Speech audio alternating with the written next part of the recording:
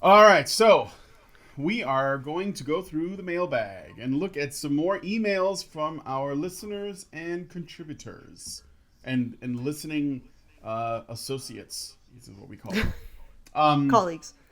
Yes. Okay. So Associates here's. works too. I'm sorry. Associates works too. Yeah, listening colleagues, Listening listening alumni, associates. if you will. Yes. Listening. The Alumni. Badger Illuminati. All Okay. right. First email. Dear Allison. Oh Ooh. wait, is this the right? No, wait, this is old. No, well, actually, this is not. This is an email from the last show that, despite us having a long conversation, the emailer wrote us and said that we didn't actually answer the question. So we're going to go through it again really quick. What motivated me to write this email was to you was your recent heartfelt speech in defense of the term men's rights advocate slash activist in Rant Circle number 49. It may not rate as an eloquent speech, but it was one that made me genuinely think and feel that Honey Badger Radio is something that I should put my financial assistance to. However, I did feel a sense of skepticism thanks to the rancid stench feminism having overstayed its welcome.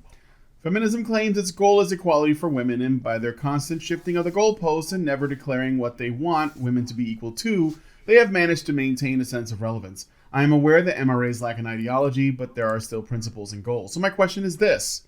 Though you may always be an MRA, at what point would you feel comfortable to say that being an MRA is not the most important thing in your life, and how do you intend to get there?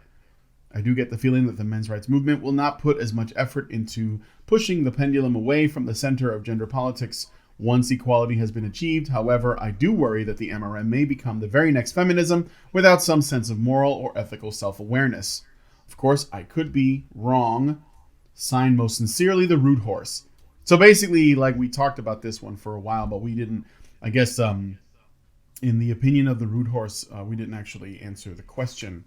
So the question is, though you may always be an MRA, at what point would you feel comfortable saying that being an MRA is not the most important thing in your life, and how do you intend to get there?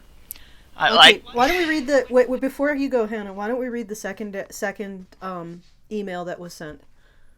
Let me see. I gotta go get it.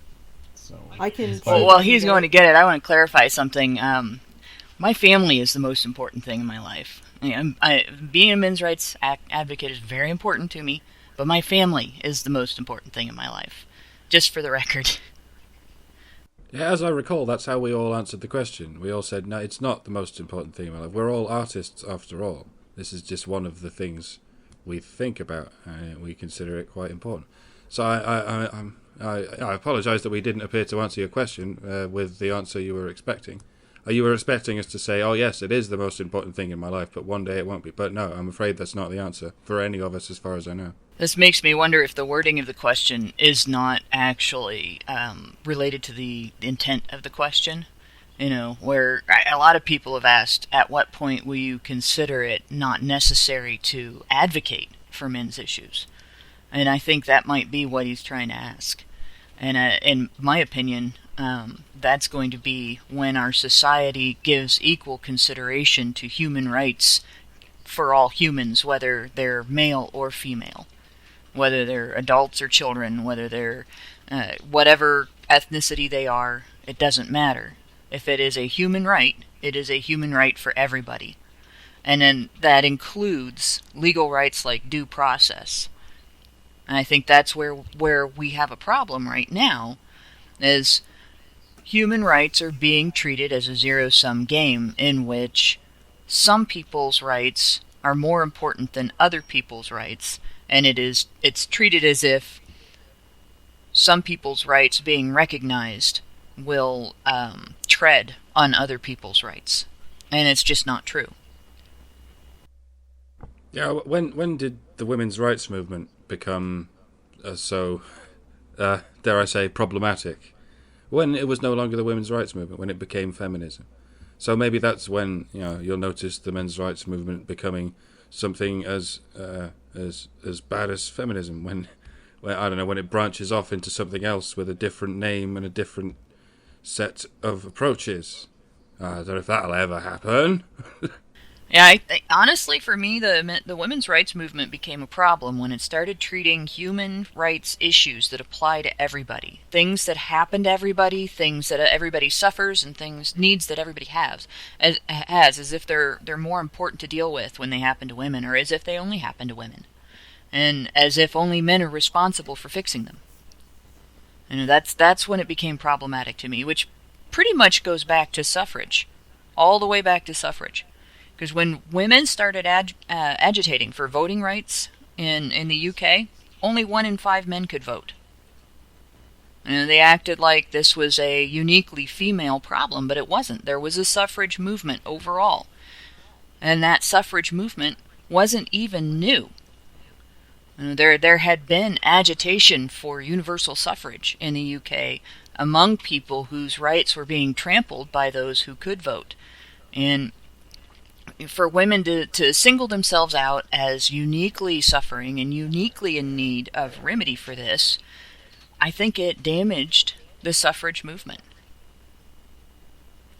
So that's where feminism became problematic. When they started singling women's needs out as separate and unique and supreme, and men's responsibility out as being equally separate and unique and supreme. I found Oh, go ahead. Go ahead. No, Brian, go ahead. I didn't find the email, but what made me want to answer it was a comment on the YouTube channel under the video, and it was written by a user named DarkBungleX, who wrote, the whole panel avoided the point of the first email. The question was not asking at what level do they identify as an MRA. It was specifically asking what the goals of MRAs are and how do they protect against it becoming the runaway movement that feminism has become by constantly shifting the goalposts. Allison partially answered it for herself, specifically by saying that she does not want to be the judge of what equality is, but she is making the judgment since popular opinion is men have all the rights, so whose judgment will count? We know feminists face reasoned arguments, but still don't drop their ideology. So how does the questioner know Allison will be just as ideological, or won't be, and ignore rational argument? I think that's an important question that all MRAs should consider. What are the goals, and what is the win condition? Okay, I'm going to answer that because it's addressed to me. Specifically, how do I know that I'm not going to become as ideological as feminists? Because exactly that. I'm not going to assume that I understand equality. I'm not going to advocate for equality and then determine what equality is at the same time. Always be open to other people's perception of your actions and judgment of your actions as whether or not they are creating equality. That's the difference. That was the point that I was trying to get across. And I'm actually a little pissed off right now because of that particular message underneath the comment saying, how is Allison going to be different? Well, that was exactly the point I was making. If you're going to advocate for equality, then you have to abdicate your right to judge what equality is in the ultimate sense. Of course, you're going to navigate and have a belief about equality or a vision of what equality is for yourself, but you have to allow that ultimately you can't be the arbiter of what equality is and advocate for it. Because there be dragons. That's where the problem comes. That's what feminists have done. They have said that they are advocates for equality, but also arbiters of what equality is. And I think that if you're a person who wants to advocate for equality for men or advocate for equality for women, you have to allow that somebody else allow someone else to judge what that equality is, or allow an outside force to judge, ultimately be the limiter, the person who says, yeah, you've gone too far, or I don't know about that. You have to allow criticism of your positions, and you have to allow that you don't necessarily know what ultimate equality is, or equity, or whatever it is. And it's just a process of self-correction over time. I mean, yeah, I can say I understand equality better than feminists, but do I necessarily understand equality better than anybody who advocates for equality, other than not from a men's rights position? It's like, I mean, you can say let's advocate for equality from a legal standpoint, but then there are also men's issues, social issues that men deal with, like the society treating them as expendable. So where and how do we address those issues? So that's where I'm getting. And the thing is that I don't know all of the answers, and that's the point. I don't know all of the answers. Now I'll always have to be open to being corrected, and assuming that I'm not right about what equality is. Simple as that. Okay. You know, Anybody else want to take that on? Yeah, this is one of the reasons why I consistently advocate for people to scrutinize us and challenge us, and look at our advocacy and look at basically our assertions from a skeptical point of view. And I mean, I've said this in previous shows. One of the worst things that could happen to us is if we make a mistake on something and everybody follows us over the cliff. That would be horrible.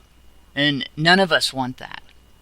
Our goal really is to see equal, like I said before, equal recognition of human rights, equal consideration for human rights.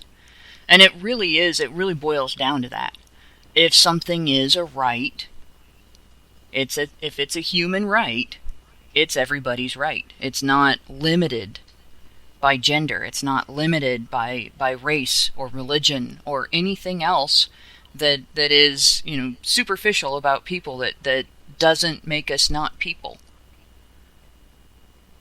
So and I just it's I want to say one of the things that feminists have done that has really been a detriment to their movement, that has really made their movement, if you want to use the word problematic is fine with me. It's really made their movement problematic. I would actually come out and say it's made their movement abusive. Is to start to add complexity that is not necessary to the definition of equality. And they've had to start adding complexity that is not necessary to the definitions of things that infringe on people's equal rights. Things like discrimination, things like oppression, things like racism and sexism. They've had to add terms in order to justify maintaining an attitude of those things towards people that they have othered, while arguing that those things are being done to their in-group. So obviously, if you complicate these definitions, you create excuses for yourself. So yeah, I say keep it simple, and I say scrutinize us. And I just wanted to add to that, to just build on what I said and what Hannah said. It's just,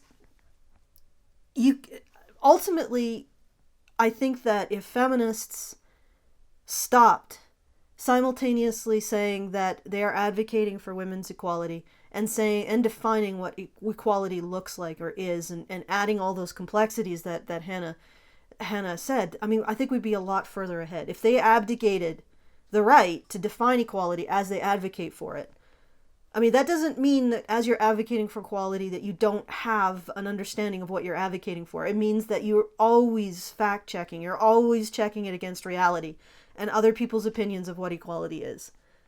And you're always inviting that kind of criticism.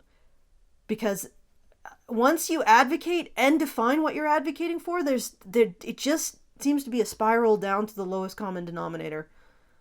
And that's that's the final word. So and I think he was saying that what are our goals and when would we stop? Well, considering that our stated goals was to change society so that compassion for men isn't seen like a foreign thing, I guess we would stop. And this may never happen, honestly, and I know that's a scary thing to say. We would stop when society actually cares about men as much as it does women. And gives them the same human rights. And that may never happen, honestly, but I think that if there's a group a watchdog group that exists in perpetuity and keeps poking society whenever it falls into the, oh yeah, we just have to care about women, who give the fuck about men. Maybe that's a good thing. But it's a very clear mandate. It's like, yeah, if you're gonna give a blanket to a homeless woman, you should also give a blanket to a homeless man.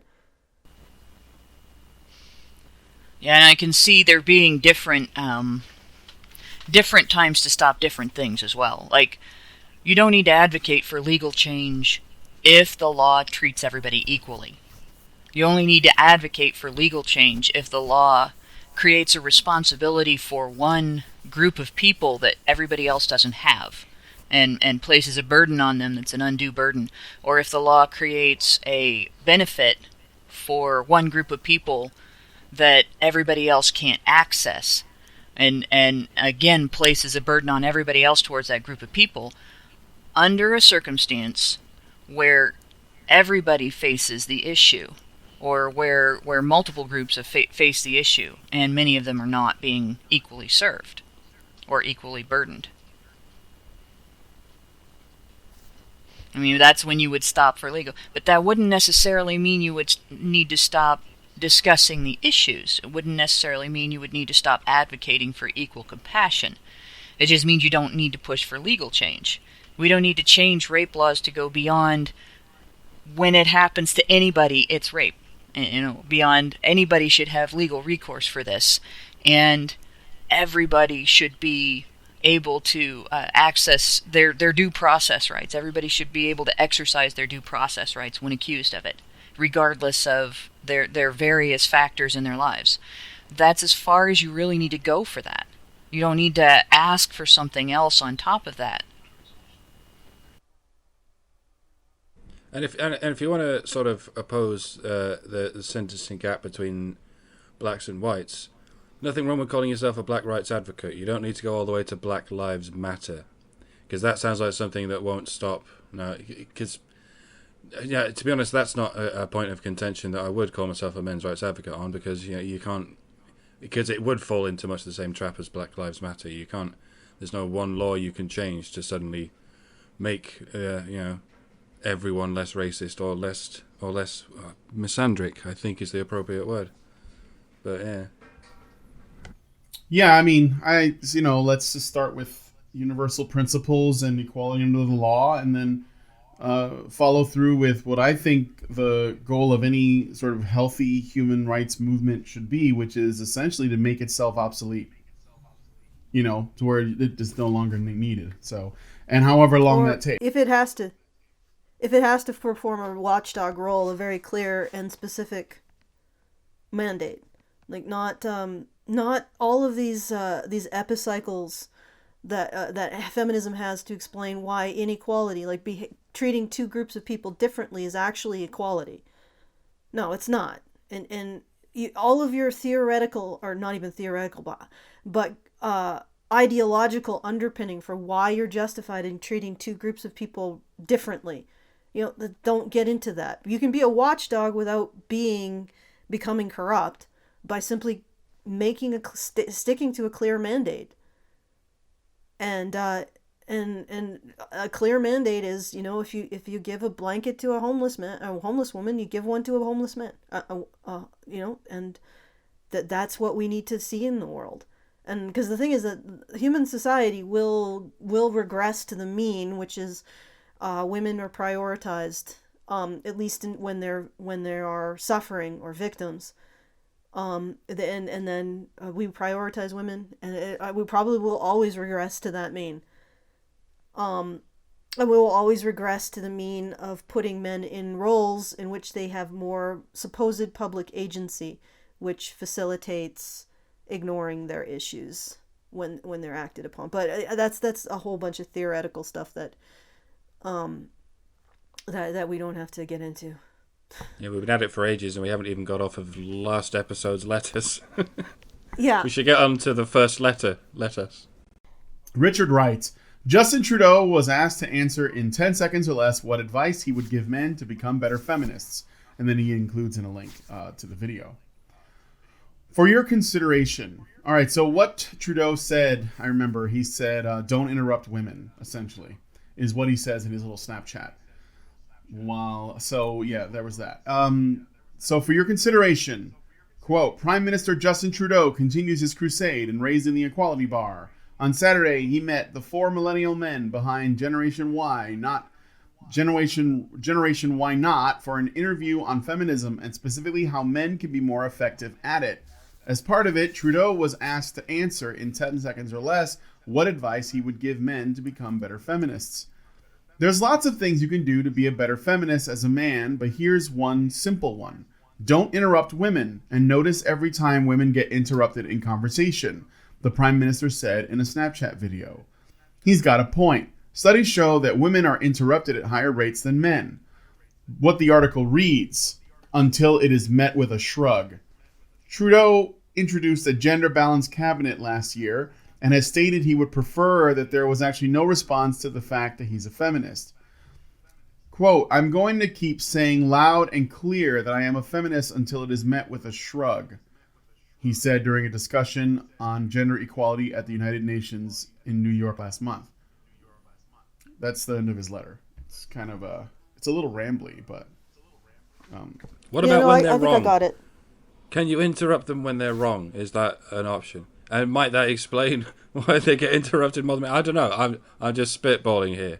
They get more interrupted more often than men. Might just suggest that they speak more. Or they might get upset about being interrupted more than men get upset about being interrupted, and so it seems like they're interrupted more. It's another example of probably how we notice things more when they happen to women than when they happen to men. Just like women claim to have more harassment online, by the feminist definition of harassment, which is actually just heckling. But men get heckled more and worse online and are more likely to face actual continual harassment. And so it may not be that women are getting interrupted more. It may be that women are getting more mileage out of being interrupted. Which actually speaks to how much we care about their feelings. Yes. Because if a man were to say, well, I feel like I'm always getting run over, interrupted, if he were to speak out, we'd probably be less likely to sympathize with that, even much less say that it's a problem that all men face and that we have to address it, and let's get the Prime Minister to come out and say something about it. Like, you're not going to see that. There's not going to be a hashtag, don't interrupt men or anything like that. So, yeah, actually, can you imagine the hue and cry if there was? Mike, you were going to say something? Oh. The problem is there's a surplus of us noticing interruption of women. We're doing too much noticing of women. And Trudeau's advice is everyone should notice women being interrupted. Everyone should keep doing the thing that's the problem. All right, Justin. You're a genius. Allison? No, well, what I was going to say is the interruption of... Okay, so Hannah's exactly right. We would never care if men are interrupted. And that's the funny thing. It's not even if we found out that men are interrupted more often, essentially what would happen is we'd be like, oh, okay. That's the way it should be. So it's like, this is just another aspect of we don't care when it happens to men. And it's like a self-representing thing. We gotta be nice to the women's. Because, we men are so powerful and so interrupty and our voices are so loud and women just can't help but be, the instant they hear a deep voice say something, they just crumple like a little leaf, a dry leaf or a napkin, a wet napkin. They just crumple and cry and they just can't do anything. And it's like, he's promoting this view of women that men constantly have to be careful around them. Constantly have to be careful of their strength and their power and their effect on women, and how much women are just you just sneeze or you just say a cross word and it's like a knife right to her heart, and it's just, your power is just so immense, and as a man you just have to constantly be careful about it because women are so frail and weak and delicate and can't advocate for themselves. And it's like he doesn't even see what he's doing. Like, that's feminism, is it? That's what you were saying about empowering women. Empowering women is telling them that when they're interrupted by a man, that men constantly have to police themselves. And women can't say, yeah, you know what? I'm going to finish my thought now. You can shut up. They can't actually just assert themselves. Men have to police themselves because it's men's actions that matter, not women's actions. I mean, you have the one where men police themselves and one where women assert themselves. But it's always men's actions that matter in this because Trudeau thinks women are weak, helpless, useless, and basically belong on the fainting couch. And he will never examine that attitude. And that's the doublethink that really gets me.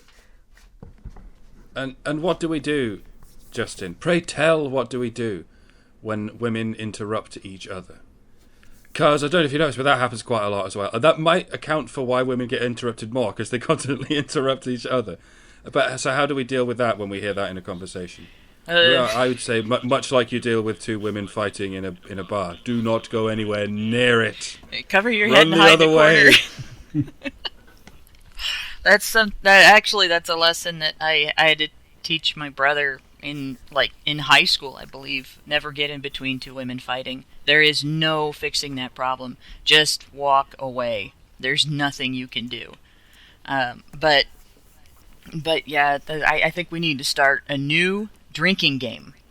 And every time a feminist uses an argument that really claims men are superior to women as a means of advocating for women's so-called rights, take a drink.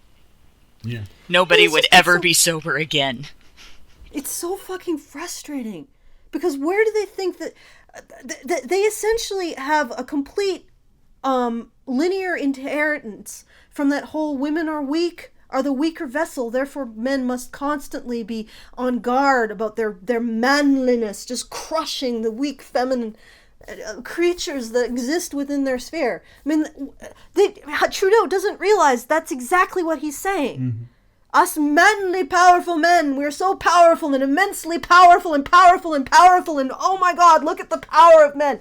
And these little women, they're so tiny, so frail. We have to be so careful, men, lest we crush them beneath our big clod-hopping feet. And he doesn't see that this is exactly the same attitude. Like, none of them do. The women are like those Siamese glass cats that like my mom used to have. Do you guys know those? They're like little. I have some of those. She used to have those and these deer, and they were so. I broke so many of them because they were so. Yeah, I used to have them in a shadow box, up on the wall, in my room when I was a kid, and I couldn't touch the shadow box. A shadow box, for those who don't know, is a display case that has a mirror in the back of it and little shelves on it, so that the items in the shadow box are reflected, so you actually see two of everything, which is great when you're developing astigmatism as a kid and you don't know it. But anyway, and I couldn't touch the whole thing because it was hanging on one nail, and if I just touched it and one of them fell out, it would break. They were so fragile that I couldn't even touch the container they were in. That's women. That's according to Justin Trudeau. What feminists think we are. Trudeau is the shadow box. Fragile womanhood. Trudeau is the shadow box, and women are the little glass cats and little glass deer and fawn that go inside the shadow box, and no one should touch it for fear that their immense, massive strength and power will destroy them because there's nothing. Masculine. Oh yeah, masculine power, strength and power. Yes. So this is the conception of feminism about women. Women are tiny, frail glass objects, and men are basically bulls in a china shop. Which means... And this is empowerment for women. Which means that the feminist narrative on empowerment for women is predicated on what feminists call toxic masculinity. Mm-hmm. They are the masters Please, of the word. Just continue with that. Explain. Oh, yeah, go ahead, explain, Hannah. Well, feminists actually make this claim that men should not be expected to be strong and powerful and protective, and when MRAs complain about men being expected and required to to play the provider role to the point where it's allowed to make them homeless, and where they're expected to play the protector role to the point where they're endangered every time a woman gets into a shady situation. Feminists turn around and say, well, that's toxic masculinity.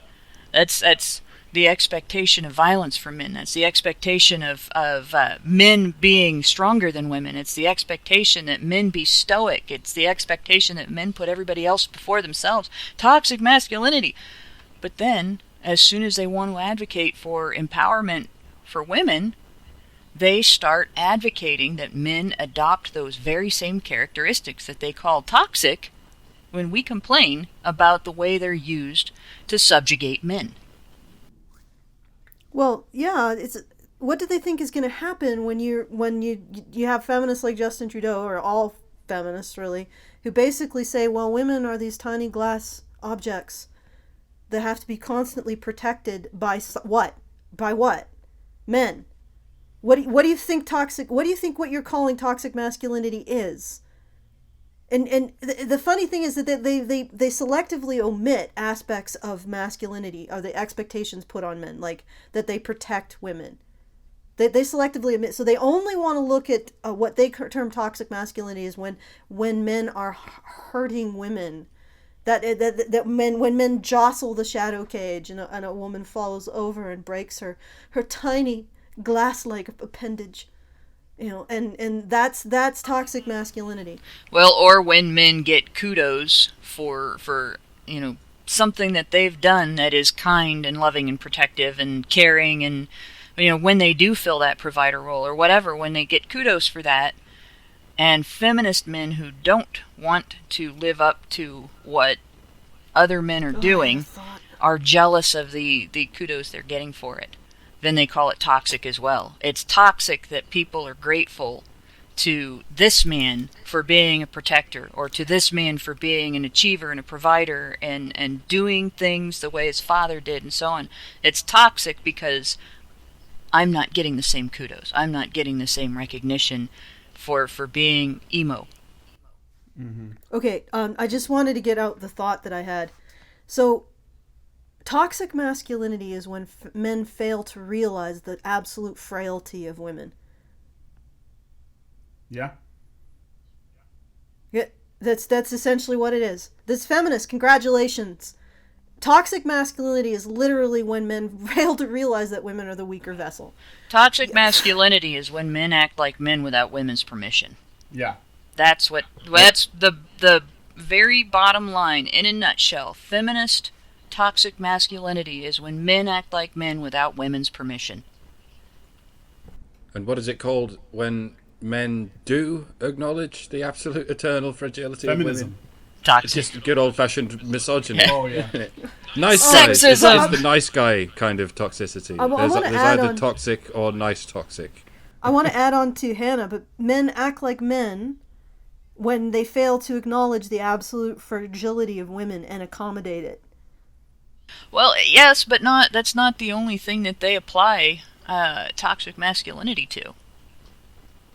They'll apply toxic masculinity to men fighting with each other. They'll apply toxic... A good example is in the Civil War, the Civil War movie. Yeah, but... The Marvel Civil War movie. The fight between the men in that movie. And yes, there are women involved in the periphery. But the real fight is between three male main characters there. And it erupts in an actual knockdown, drag out, near death fight, a battle. They would call that toxic masculinity, but it is actually a way that they are getting out their situation. They're getting out their situation with each other, and they're working through something in a way that women don't usually do. It's alien to women, and so they would call it toxic. Yeah, but the thing is that the only reason why they would call it toxic is because they would say at the end of the day women are victims of it. Not necessarily. Not when it's three men alone in a facility when there are no women there. They would still call it toxic. that they're saying that this overall, in that case, what feminists, and I've seen them do this, is they would say their overall expectation that these men engage in violence to resolve their conflicts would then spill over to cause problems for women, and that's where they go with that. Yeah, well, they do go with that in the end. They still use it against men, and there is a tendency among feminist men who want to be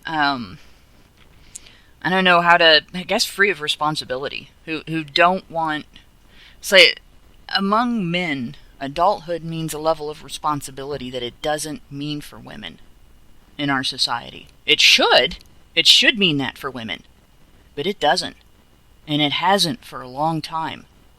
I'm not going to say that it never has, because there was a time when female responsibility was much, much greater than it is now. And today, feminists look back at a lot of that, and they call it sexism. But feminist men often label that degree of responsibility and accountability toxic.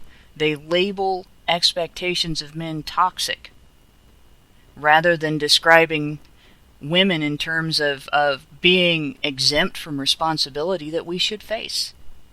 So it's not, most things that feminists do are almost, entirely about comparing men to women.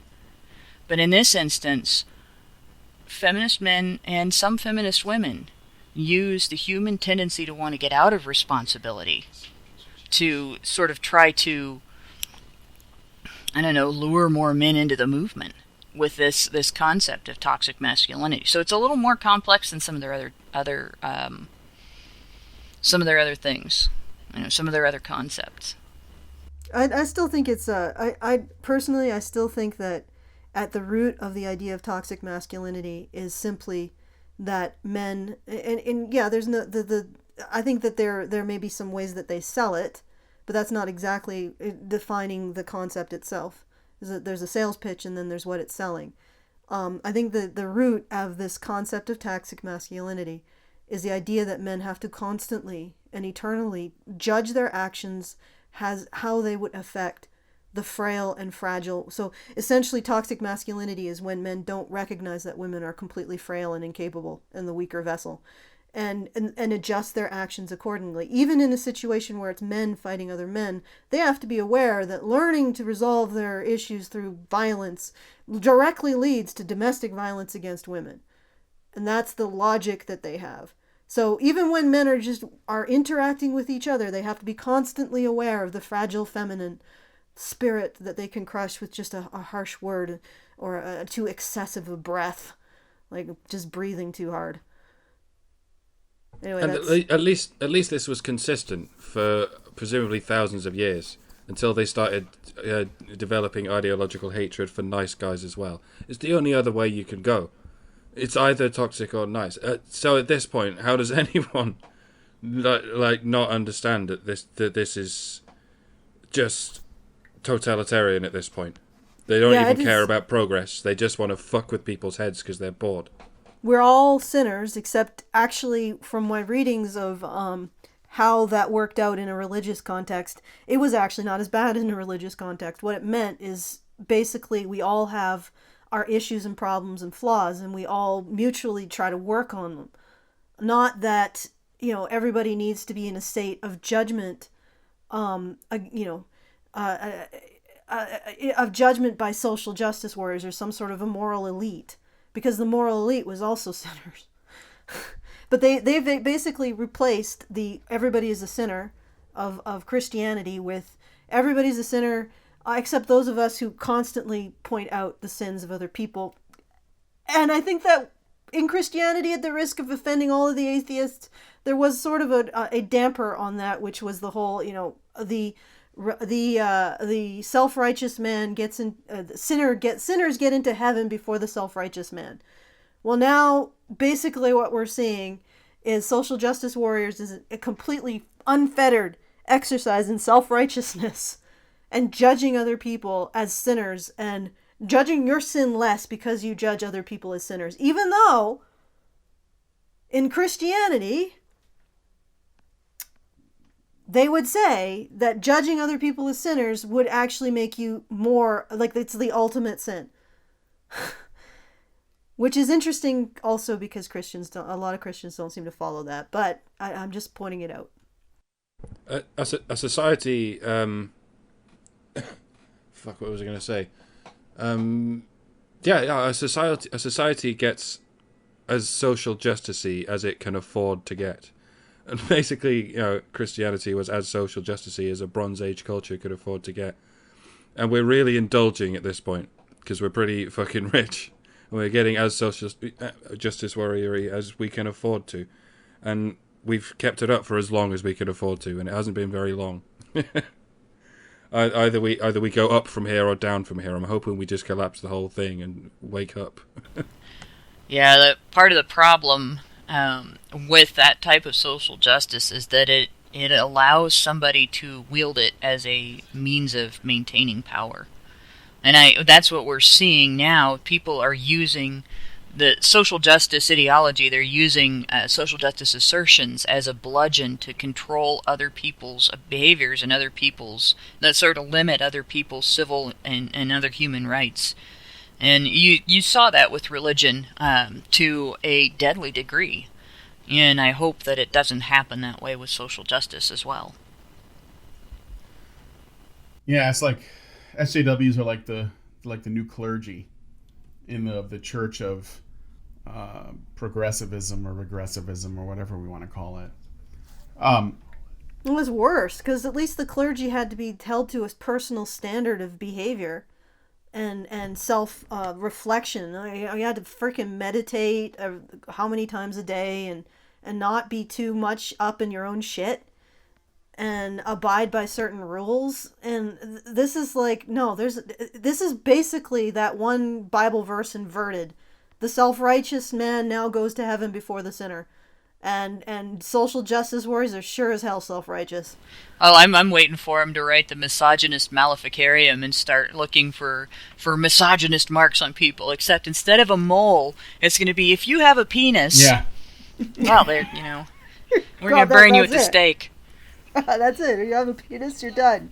Real quick before we move on to the next letter, he points out that studies show that women are interrupted at higher rates than men. I know that we did already kind of like talk about, that it could be that women are more vocal about it, or maybe women are interrupting other women. But just how do you even have a study like this? How is something like this conducted? You have to give us more. Whoever, if anyone that's watching or listening, knows how this study was conducted, can you give us some information? Because this just smells like shit to me. So, would you just ask women, do you feel like you're interrupted more often? Did they just have a bad sample size? That's usually how these things go. There's always a twist or some kind of gimmick to it. So, but yeah. Well, and who is the gender of the people doing the interrupting? Yeah, the other yeah. thing. This is a meaningless statement. This is absolutely like, oh, women get interrupted more. Okay, who's doing the interrupting? Yeah, exactly. Because the implicit assumption is that it's men, but maybe women are dominating the actual conversation and interrupting each other more. Yeah. We would never do that. Honey badgers never do that to each other. I have a point to make. Plus, how are we... Right to Allison's point. How are we defining... How are we even defining what an interruption is? What some people... That's why I think men tend to complain...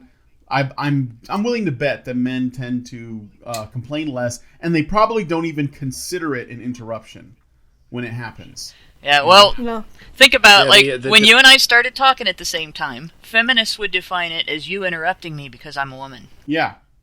Yeah, probably. So we need to know the definitions, we need to know who's doing the interrupting. And the irony is that even what they said, what Justin Trudeau said, doesn't support his conclusion. That men have to be more careful around women. That men have to be more careful around the shadow box containing all of those delicate feminine, those totally, totally weak and incapable women who are totally not the weaker vessel, though, guys. that it doesn't even support his point because it doesn't indicate who's doing the interrupting. They can be just as strong and as capable and as powerful as you are if you would just get out of their way and not interrupt them and be sure not to call them bossy not and don't jostle use the the shadow word box. to and don't judge them and don't tell them how to dress and don't have an opinion, don't disagree with them, listen and believe. And if you do all of those things, then they're just as strong and just as independent and just as capable as you are. So basically, men, if you don't treat women, if you actually treated women like the fragile little glass ornaments in Hannah's mother's shadow box, they would become powerful and stronger than you. Well, you know what? Christ. In a way, feminists find women more useful under that circumstances. And there's a really good comparison to it. You know, if they're going to treat women like they're made of glass, all right, we'll talk about women like they're made of glass. Glass becomes very useful, very strong, and very dangerous when you break it. Ugh. And then you can use it to cut. Yeah. Okay, let's get to that next letter, though, Brian. For your homework, though, folks, Or not. Go back and watch the debate between Sargon and what's her name, Winters, and see how many times there are interruptions before Christie inevitably starts complaining about the interruptions. Because that's how it works. There's ordinary interruptions like there ordinarily is in a conversation until eventually the feminist gets pissed off with it. Says, don't interrupt me, and then continues to interrupt the other person. I think Sargon only did it once as a sort of gotcha moment. But sort of notice how often it happens. A woman interrupts man, woman interrupts man, woman interrupts man, woman interrupts man, man interrupts woman once. Oh my God! Men are always interrupting me. Much like the pattern of domestic violence, folks. It's maintaining a lens. It's so that you can cherry pick reality to just create a reality in which women are frail and men are stronger, and the whole thing is a result of your own lens. So we've gone from don't hit a woman even once, and that resulting in the fucking Duluth model, and now we're going to don't interrupt a woman even once. That's going to result in the conversational version of the fucking Duluth model. I'm pretty sure that Taylor Swift got over it when Kanye West interrupted her on stage. Okay, so Corin has made an inquiry. Dear Allison, again. On Rantzerker episode 49, Own Your Shit, you invited any listener to challenge you on labeling yourself as a women's rights advocate. I don't want to challenge so much as ask, what rights in particular are you advocating for? If I understand you and Karen correctly, you don't believe women are missing any rights, and your attention is focused on bringing men up to the same standard. Can you be a woman's rights advocate without advocating for any rights? Other than that, I hope all is well with you. Warm regards, Corin. Pro-choice? That counts, doesn't it? Well, you can being also pro-choice? You can also be a watchdog for women's rights currently. Sure. So there you go. And you can also try to advocate for their right not to be subjected to campaigns of fear targeting them, because the thing is that when I say that, it's sort of funny, feminists promote this view, and you can see it with what Justin Trudeau said, and no feminist is calling him out on it. I notice Justin Trudeau is essentially saying women are those frail little glass objects in a shadow box. We need to treat them as such, and anything else is toxic masculinity, because if we fail to treat women as frail glass objects, then they won't become the powerful and independent creatures that they actually are. And no feminist calls them out on that. But I am. It's like that shit is in of itself a problem for women. It's like, and all of these uncontested fear-mongering narratives that are targeted at women. Domestic violence, rape, experience in wartime. All of this stuff selectively edits, omits, ignores, or marginalizes the situation for male victims to present women as the greater victims of all of society, all of the negative social phenomenon like war, everything, like domestic violence, like rape. And if you actually look at the statistics, this is not borne out. If you look at the statistics on all of these things, the idea that women are bigger victims of anything, except being seen as bigger victims, at the very most, you can say we don't know. Are women bigger victims of war? Probably not. Chances are that answers to that is no. Quite strongly, no. Are women bigger victims of rape? Statistics suggest no, or we don't know. They do not suggest yes. Are they bigger victims of domestic violence? Again, statistics suggest no, or we don't know. Statistics do not suggest yes. And on and on and on down the list of all of these campaigns of fear, you find that they are not supported by reality.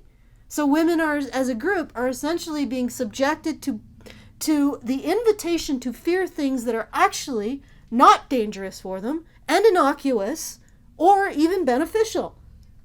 And I'll use another example. Becoming a politician. Women have just as much, the public is just as, if not more, supportive of a female politician than they are of a male politician. So why do we tell women, oh, don't run, you're not going to get in because you're a woman? What the fuck? Why would you give women this suspicion and paranoia of the cultures that they inhabit based on nothing? And then turn around and say that you're pro-woman. No, you're not. You're not pro-woman. And then simultaneously turn around and say you're pro-woman. Anybody who questions the fact that you're targeting women with these campaigns of fear to get them paranoid and try to avoid things like running for office or going into STEM field or being a gamer. And if we turn around and say, hey, why are you doing this? You call us misogynists because we are challenging your campaigns of fear targeting women. Upside down. Love is peace, war is slavery, war is peace, love is hate, and freedom is slavery. Essentially, we're in upside down land now.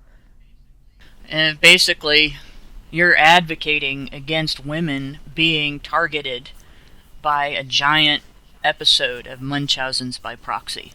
Mm-hmm. You know, being having their legs cut out of them, out from underneath them, to protect them from the dangers associated with running. Don't run, you'll fall. You know, don't be healthy. I need the attention, you know, for taking care of you. And what's basically going on with women and feminism and politics is that women are being exploited by feminists for victim points that are used as political fodder and fundraiser fodder. And that's it. So you are a women's rights advocate when you advocate against the feminist narrative. Well, it advocates against the use of women as fear-mongering in any context. I would advocate against it using it to muddy the waters around immigration in Europe. Oh, we're going to lose another 20 subscribers. But it does. That entire rhetoric muddies the waters.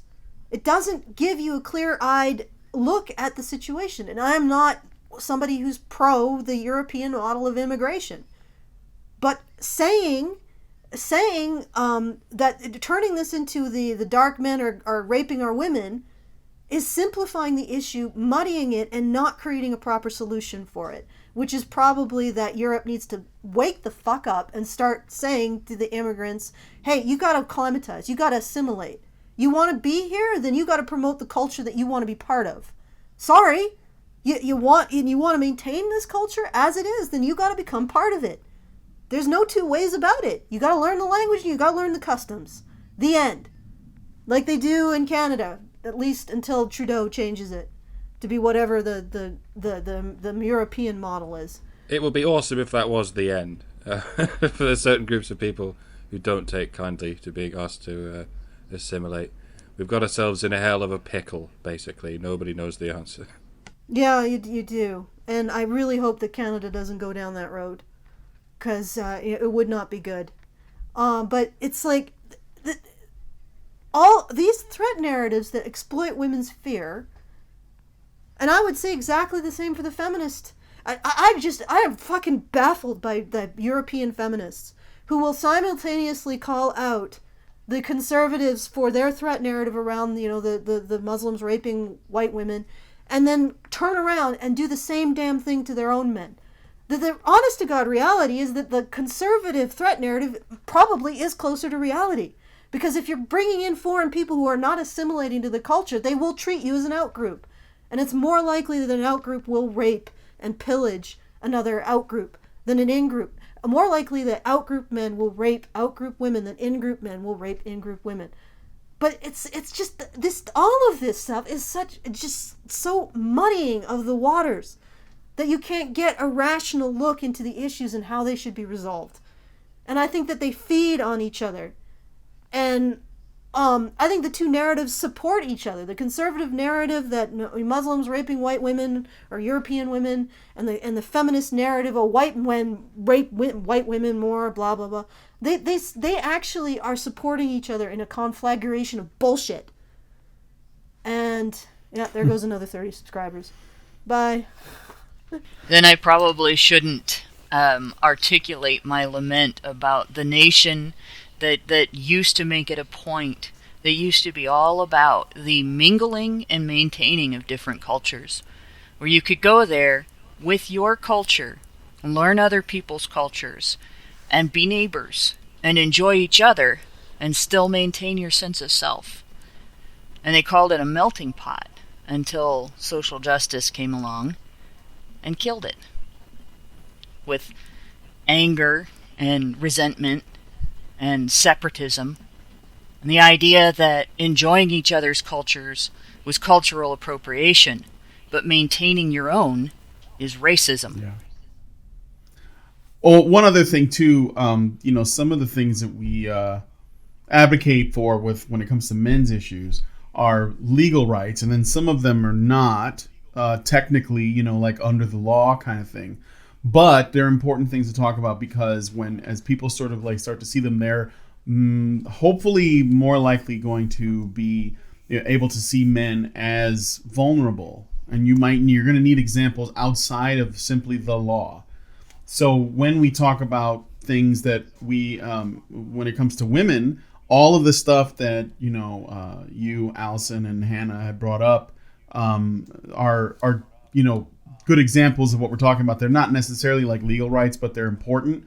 And because we need to see women as more than just victims and, these sort of like fragile glass cats, But on top of that, too, I think we have a respect for women's freedom to choose the life they want more so than feminists do. And as an example, if you look at any number of feminist articles where a celebrity or a woman comes out and she speaks in an interview candidly and says something like, "Oh, I love my husband and I enjoy being a mother, or I enjoy being a housewife for now," or whatever it is, something that they have chosen for themselves to essentially love their kids enough that they would want to stay home to raise them or to be a good wife to their husband, which is incredibly innocuous. But feminists despise it, and they will, slam them in articles and all that. And I think that, to what we do is we say, well, if that's what you want to do, then that should be fine. And if somebody wants to be a career woman, then that's fine too. But they see it that way because men are the enemy. And we think that, and I don't want to speak for everyone, but the issues of men and women are actually intertwined. They're not, it's not a zero-sum game. They're not separate things. What affects one will affect the other because we are not the opposite sex. We are the complementary sex, as was worded by Man-Woman Myth once, which I thought was very apt. So you can't really be a good advocate for human rights and ignore, one of the genders completely. So, you can be both a men's rights advocate and a woman's rights advocate. And you also want to be on the lookout for when, if women start losing rights, you want to be on the lookout for that stuff so you can speak out against it. So the watchdog thing, as Allison pointed out, is totally apt. You also can't ignore the fact that hurting one gender hurts the other. You know, and I'm not going to go all Hillary Clinton and say women are the primary victims when bad things happen to men. But it isn't wrong to recognize that when men get hurt, when bad things happen to men, the people who love them suffer, including the women who love them. You know, it's not making women the primary victims of that, to recognize that it's bad for everybody when men get hurt. It's bad for their wives, it's bad for their mothers and daughters. It's bad for their sons, it's bad for their children in general. You know, it's bad for their siblings, their coworkers, their friends, anybody who relies on them. So advocating for men's rights is advocating for women in that way as well. It's a small thing in comparison to everything else, but it's still there. Just the same as advocating for human rights for women is advocating for men. Because when women get hurt, it hurts their fathers and their brothers and their sons. It hurts their friends and their coworkers and so on. It's the same needs to be recognized when it comes to men. That we are all hurt when we allow things that are bad, things that are violations of human rights to just go on and on and on because of who they're happening to. That hurts all of society. Then there's only one, last Okay. letter is really, Last one. it's also just I thought it'd be nice to end on, because it's just like a nice compliment, not really a question. Okay. It says, Mallory writes, Dear Honey Badgers, I'm sure you'll get a ton of email, but I just really, really want to say a massive thanks to all of you. I hope you're all very proud of yourselves for the work that you're doing. Your shows have been amazing. I keep saying to myself, how can something this awesome exist? Warm wishes, Mallory. I guess So that she is a was just- question. I guess so. Yeah, that's true. I didn't think of it that way. How can something this awesome exist? It's really sweet to be called awesome. Yeah. It's kind of humbling too, especially after all the other things that I've been called for talking too much when I was younger. I guess just thank you. I don't know what else to say. It actually feels really good to hear stuff like that, because we get a lot of criticism for our various positions, and it can get really grating at times. And it really, like, the thing is that we get everything we do, somebody has a problem with it, essentially. And and I understand that and can't please everybody. But at the same time, we're still human beings, and it can get really tiresome. Not So that to we're hear saying don't argue with us, No, don't Keep argue doing with that. it. It keeps us honest. Although I will say this, that what really gets grating is the bad faith arguments that end up happening, like, oh, you got an ulterior motive by pointing out that women have agency in this circumstance and might be responsible for some of it. You're trying to blame women and stuff like that, or you're trying to silence me because you're arguing with me and you don't like being questioned. And it's like, well, if we give you the right to question us, we have the right to question your questioning of us. That's how it works. And it's just that kind of stuff just is grating. It's not even just the criticism. Criticism, fine. It's the passive aggressive stuff, like, oh, I don't know if I should. You might hate us forever and blacklist me for saying that. It's like, what?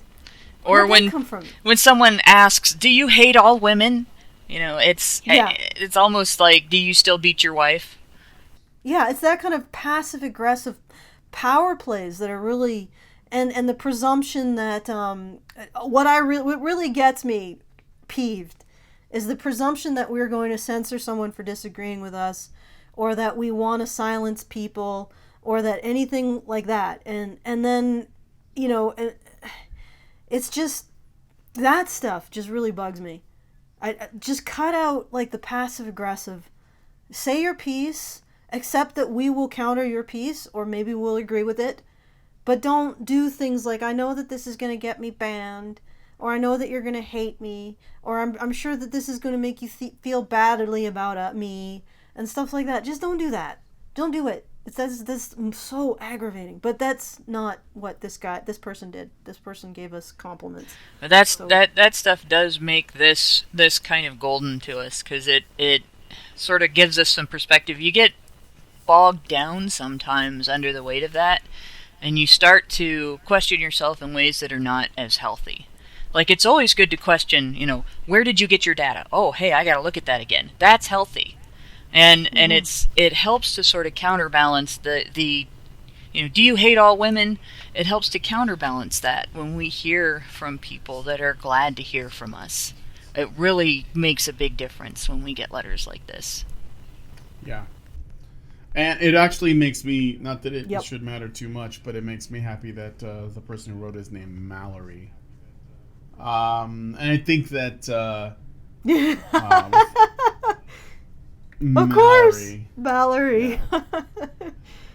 Mallory. Well, but the thing is, Mallory is, I guess an Archer reference, right? Is that what makes you happy? Yeah. Mallory Archer. But it's also good to hear from women too. I'm always glad. Oh to yeah, hear yeah, women, of course. That are watching and commenting. Yeah, I've actually noticed an uptick in women who've at least patroned us and talking in the comments. So that's good. Maybe the whole thing about the threat narrative targeting women is finally starting to hit some women, and they're just waking up to that fact. I think there may be a lot of women who are glad to finally hear somebody, making sense on it, and who've probably wanted to be freed from it, and are sick of being told they have to be afraid when their life experiences tell them that they don't. Yeah, that's the thing. It's like, how much more can you destroy a person's quality of life than telling them they need to be afraid of things that they don't actually need to be afraid of? I mean, aside from permanently injecting them with something that will give them chronic pain, which, like, at least with chronic pain there are medications. When you're dealing with high levels of anxiety, it's really fucking awful. I mean, I've had, to use an example, my husband used to get really bad migraines, to the point where he'd have to be hospitalized. And they would give him these painkillers that would give him high levels of agitation, paranoia, and anxiety. And sometimes he would even say, when he got a migraine, he'd be like, I don't want to go to the hospital because I don't want to be injected with that again, even though it took away the pain. Just the level of anxiety, the crawling level of just fear of everything around you. And this is what these people are doing to women. How more could you destroy their quality of life? What else could you do to women to make their lives more miserable? Yeah. Anyway, I'll step off my soapbox. And it's good to see that women are finally waking up to that, or we're already awake and have found other women, like we're talking about it, and found us, so that they know they're not alone in this morass of just this miasma of fear that is being presented to women in this society. That they're not alone in this. They're exploited by the women who don't even feel the fear. They don't feel it as fear. They just feel it as contempt for the bad people, for the other people. But it's difficult to tell the difference when it all becomes propaganda. But it's a small amount of very hateful people commanding a very large amount of very fearful people. But that's exactly right. And the word contempt, it just people, when me and Karen respond to a lot of the feminists, we consistently see the same expression of contempt. And you might be right. That sort of flashed that on my mind. That reptilian Like, expression that they always put on. That. Well, they don't always have it. Some of them, like the younger ones, just seem more earnest. But the older ones, they have that kind of that look of that asymmetrical grinning look of contempt. And maybe you're right, Mike. It is a group of elite, contemptuous, self-righteous women who don't give a shit that they're destroying the quality of life for the majority of women, because at the end of the day, they get power out of it. And why wouldn't we not expect this? This is what elite men do as well. They will organize the being expendable of many men in order to get the power that they have. So there you go. When humans got a human. But thank you for your letter, Mallory. It was very uplifting. What we're talking about now. I know it doesn't sound like it now, but no, it's uplifting for us. We are uplifting. No, yeah, thank you, Mallory, so much for writing that. And but be sure to crack down on us when we fuck up, or just ask questions. Which we were likely to do often because we're artists. Yeah. Questions are good. Like I said before, ask us where we get our information. Ask us how we came to that conclusion. That's good. Mm-hmm. That's always good. But we really are very grateful to hear from people who are, like I said, who are happy to hear from us. All right, I guess that's it. I've got no more letters. I think that we explored the topics well, and with 15 minutes to spare. Let's just end it!